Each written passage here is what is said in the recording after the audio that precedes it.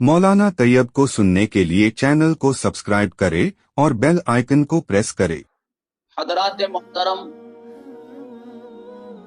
अल्लाह ताला बड़ा मेहरबान निहायत रहम वाला है। उसने रहम करना अपने ऊपर फर्ज कर लिया। इरशाद रब्बानी है, कतबा अला नफ्सिहि रहमा। उस अल्लाह ने रहम करना अपने ऊपर फर्ज कर लिया है। इरशाद रब्बानी है, कतबा रब्बुकुम अला नफ्सिहि रहमा, कि तुम्हारे रब ने रहम करना अपने ऊपर फर्ज कर लिया है। इरशाद रब्बानी है, वरब्बुकल गनिय्यु ज़ुर रहमा, और तुम्हारा रब लोगों से मुस्तगनी और रहमत वाला है। इरशाद रब्बानी है, फ़इन कज़्ज़बूका फ़क़ुल रब्बुकुम ज़ु रहमतिन वासिअह, कि ऐ पैगंबर, अगर ये लोग आपकी तकज़ीब करते हैं तो आप गम ना करें, बल्कि इन लोगों से कह दें कि तुम्हारा रब वसी रहमत वाला है। तो मैं अर्ज ये कर रहा था कि अल्लाह रब्बुल आलमीन जो कि रहीम व शफीक है, इसलिए वो किसी पर जुल्म व ज्यादती नहीं करता, और इसका मुशाहिदा सिर्फ दुनिया ही नहीं बल्कि आखिरत में भी होने वाला है। अल्लाह फरमाते हैं, ववुज़िअल किताबु फतरल मुजरिमीन मुश्फिकीन मिम्मा फीह वयक़ूलून या वैलतना मा लिहाज़ल किताब ला युगादिरु सगीरतन वला कबीरतन इल्ला अहसाहा ववजदू मा अमिलू हाज़िरा वला यज़लिमु रब्बुका अहदा। और क़यामत के दिन जब हर शख्स का नामे आमाल उसके सामने रख दिया जाएगा, तो मुजरिमीन अपने नामे आमाल को देख कर कहेंगे, हाय अफसोस, ये कैसी किताब है, इसमें तो हमारा छोटा बड़ा हर अमल मौजूद है। वला यज़लिमु रब्बुका अहदा, और याद रखो तुम्हारा रब किसी पर जुल्म नहीं करता है। अल्लाह तबारक व तआला सूरह ज़िलज़ाल के अंदर इरशाद फरमाते हैं कि क़यामत के दिन जब नफ्सा नफ्सी का आलम होगा,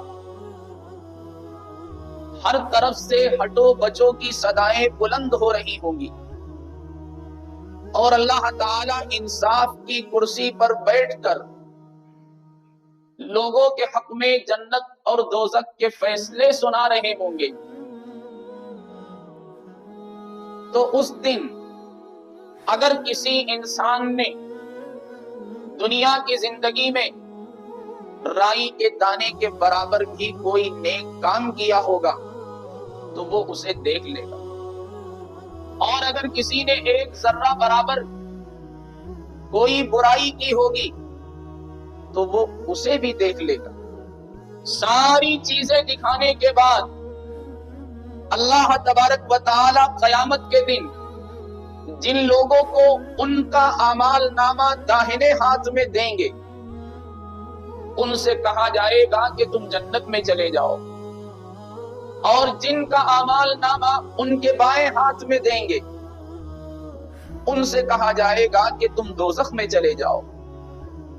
जन्नती लोग खुशी खुशी जन्नत की तरफ जा रहे होंगे, लेकिन जो लोग दोज़खी होंगे वो हसरत भरी निगाहों के साथ पलट पलट कर अल्लाह रब्बुल आलमीन को देखेंगे। उस वक्त अल्लाह ताला फरमाएंगे, ذالک بما قدمت ایدیکم، اے میرے بندو یہ سب تمہارے اعمال کے سبب ہوا ہے۔ وَأَنَّ اللَّهَ لَيْسَ بِظَلَّامٍ لِّلْعَبِيدِ، اللہ اپنے بندوں پر ذرہ برابر بھی ظلم و زیادتی نہیں کرتا۔ تو یہ تمام کی تمام آیتیں اس بات کی شہادت دے رہی ہیں کہ اللہ تبارک و تعالی کسی کے ساتھ ظلم و زیادتی کا معاملہ نہیں کرتا۔ اسی لیے حدیث قدسی کے اندر ارشاد ربانی ہے، یا عبادی انی حرمت الظلم علی نفسی، کہ اے میرے بندو میں نے ظلم کو اپنے اوپر حرام کر رکھا ہے، وجعلتہ بینکم محرما، اور میں نے ظلم کو تمہارے درمیان بھی حرام کر دیا ہے، فلا تظالموا، لہذا تم آپس میں ایک دوسرے پر ظلم نہ کرو۔ اللہ کے پاک پیغمبر جناب رسول اللہ صلی اللہ علیہ وسلم نے ارشاد فرمایا، دنیا میں کسی کا کسی پر ظلم کرنا قیامت کے روز اندھیروں کا سبب ہوگا۔ الظلم ظلمات یوم القیامہ، اگر اس دنیا کی زندگی میں کسی انسان نے کسی دوسرے انسان پر کسی بھی اعتبار سے کوئی ظلم کیا ہوگا تو یہ ظلم کرنا اس کے لیے قیامت کے دن اندھیروں کا ذریعہ اور سبب بنے گا۔ ایک موقع پر اللہ کے پاک پیغمبر جناب رسول اللہ صلی اللہ علیہ وسلم نے پوچھا، کیا تم جانتے ہو کہ مفلس کون ہے؟ صحابہ کہنے لگے، یا رسول اللہ ہم میں مفلس وہ ہے جس کے پاس درہم اور دینار نہ ہو۔ اللہ کے پاک پیغمبر جناب رسول اللہ صلی اللہ علیہ وسلم نے ارشاد فرمایا، میری امت کا مفلس وہ ہے جو قیامت کے دن نماز، روزہ، حج و زکات جیسی مقبول عبادتیں لے کر اللہ کی بارگاہ میں حاضر ہوگا، لیکن ان اچھے اعمال کے ساتھ ساتھ اس نے دنیا کی زندگی میں ظلم و زیادتی کی ہوگی، کسی کو گالی دی ہوگی، کسی پر الزام لگایا ہوگا، کسی کا مال دبایا ہوگا، کسی کا ناحق خون بہایا ہوگا، تو یہ سارے کے سارے مظلومین قیامت کے دن اللہ کی بارگاہ میں حاضر ہو کر فریاد کریں گے، اے مولا کریم اس ظالم سے ہم کو ہمارا حق دلائیے۔ اللہ تعالیٰ کسی کو اس کی نمازیں دے دیں گے، اللہ تعالیٰ کسی کو اس کے روزے دے دیں گے، اللہ تعالیٰ کسی کو اس کے حج کا ثواب دے دیں گے، اللہ تعالیٰ کسی کو اس کی زکات کی ادائیگی کا ثواب دے دیں گے۔ جب اس شخص کے حسنات ختم ہو جائیں گے، مظلوم باقی رہیں گے، تو اللہ تعالیٰ مظلوموں کے گناہوں کو لے کر اس شخص کے اوپر ڈال دیں گے، اور پھر یہ مفلس انسان گناہوں کا گٹھا لے کر دوزخ کی طرف رواں دواں کر دیا جائے گا، اور اسی حالت میں اس کو جہنم رسید ہونا پڑے گا۔ تو اللہ کے پاک پیغمبر جناب رسول اللہ صلی اللہ علیہ وسلم نے اسی لیے یہ بات ارشاد فرمائی تھی، اتقی دعوت المظلوم فإنه ليس بينه وبين الله حجاب، کہ اے لوگوں مظلوم کی آہ سے بچو، مظلوم کی بد دعا سے بچو، کسی پر ظلم و زیادتی نہ کرو، اس لیے کہ مظلوم کی آہ اور اللہ رب العالمین کے درمیان کوئی حجاب نہیں ہوتا ہے۔ آپ دیکھیے بنی اسرائیل میں ایک شخص تھا جس کو دنیا والے قارون کے نام سے جانتے ہیں۔ مفسرین نے لکھا ہے کہ قارون حضرت موسیٰ علیہ السلام کا چچیرا بھائی تھا، لیکن یہ شخص موسیٰ علیہ السلام کی مخالفت کیا کرتا تھا، فرعون کا ساتھ دیتا تھا، اس کی طرفداری کرتا تھا، اسی وجہ سے فرعون نے اس کو بڑے عہدے اور منصب پر فائز کر رکھا تھا۔ ایک مرتبہ اس کی ملاقات حضرت موسیٰ علیہ السلام سے ہوئی، آپ نے اس کو زکات کی ادائیگی کا حکم دیا، لیکن فرعونی اقتدار کے سہارے اس نے جو مال و دولت جمع کیا تھا، جس کی کنجیاں اٹھانا ایک بڑی جماعت کے لیے مشکل تھا، اس کے نشے میں چور ہو کر اس شخص نے حضرت موسیٰ علیہ السلام سے زکات کی ادائیگی کا انکار کر دیا۔ قوم کے دوسرے لوگوں نے اس کو سمجھایا اور کہا کہ اللہ کے بندے، اللہ نے تجھے بے پناہ مال دولت سے نوازا ہے، تو اپنی دولت کو اللہ کے راستے میں اس طرح خرچ کر کہ اس سے تیری آخرت درست ہو جائے۔ احسن کما احسن اللہ الیک۔ اور ایک نصیحت یہ بھی کی کہ جب اللہ تبارک و تعالیٰ نے تیرے ساتھ احسان کا معاملہ کیا ہے تو بھی اللہ کے بندوں کے ساتھ احسان کا معاملہ کر۔ وَلَا تَبْغِ الْفَسَادَ فِي الْأَرْضِ، زمین میں فساد برپا نہ کر۔ ان اللہ لا يحب المفسدین، کیونکہ اللہ تعالی فساد مچانے والے کو پسند نہیں فرماتے۔ ہونا تو یہ چاہیے تھا کہ قارون ان باتوں سے نصیحت حاصل کرتا، لیکن اس نے سنی انسنی کر دی اور لوگوں سے کہا کہ آج میرے پاس جو کچھ بھی ہے یہ سب میری لیاقت، ہنرمندی اور دانشمندی کی وجہ سے ہے۔ اللہ نے نعوذ باللہ ہمارے ساتھ کوئی احسان کا معاملہ نہیں کیا ہے، تو جب اللہ نے ہمارے ساتھ احسان کا معاملہ ہی نہیں کیا تو ہم اس کا شکر ادا کیوں کریں؟ ایک دن کی بات ہے، قارون سج دھج کر بڑی شان و شوکت کے ساتھ گھر سے باہر نکلا۔